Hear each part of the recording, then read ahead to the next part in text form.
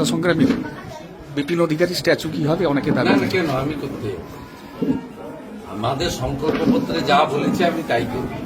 স্বাধীনতা সংগ্রামীদের সম্মান মর্যাদা আমি এখানে এমপি হওয়ার পর থেকে শুরু হয়েছে আপনি জানেন। নিজের কথা বলবো কেন? যতগুলো সুশীলবাবু সতীশবাবু অজয়বাবুদের মূর্তি, মাতঙ্গিনী হাজরার মূর্তি, ক্ষুদিরাম বসুর মূর্তি, সবটা আমি করেছি বলবো না, অনেকগুলি হয়েছে।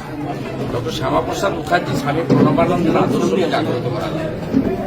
তারা বাঙালি হিন্দুদের হোমল্যান্ড দিয়ে গেছিলেন, তার জন্য হাতছাড়া হয়ে যাচ্ছে। জনগণ সঠিক সময় বদলে দিয়েছেন, দায়িত্ব বিরাট, কাজ করতে হবে। অশান্তির দিকে পা যাতে কেউ না রাখে আপনি নিজেরা আইন হাতে তুলবে কেন? তাহলে তো তৃণমূলের বিজেপি সমান হয়ে যাবে। দাদা জনগণের আমাদের তো বিএনএস আছে, ভারতীয় ন্যায় সংহিতা, এবং সংকল্পপত্র ঘোষণার দিন আমাদের নেতা অমিত শাহজি বলেছেন যত অত্যাচার হয়েছে কমিশন বসবে, সব কেস রিওপেন হবে। আমরা আইনি পথে গুন্ডাদের, ধর্ষকদের, চোরেদের ব্যবস্থা নেব। তার জন্য বিএনএস সরকার জনগণের রায়কে মেনে নিতে পারছেন না, জনগণের রায়কে তিনি মেনে নিতে পারছেন না। সব বলবেন ওনার সম্পর্কে আমার কথা বলার মতো আর কোনো বাক্য শব্দ নাই। আমি প্রয়োজনও মনে করি। কমিশন বলছে এখন positive- তিনি আইন জানেন। এখন পজিটিভ চিন্তা করতে হবে, বাংলাকে গড়তে হবে।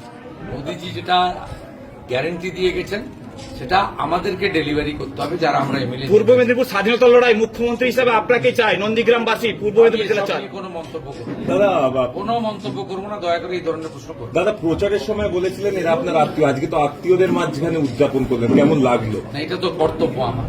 কাল ভবানীপুরে গেছিলাম, আজকে এখানে গেছি, আবার 10 তারিখে ভবানীপুরে যাব, এবং সবার কাছে যেতে হবে। অনেক রাত জেগে দিন রাত এক করে অনেক কঠিন পরিশ্রম করে আমাদেরকে এই সাফল্য করেছে।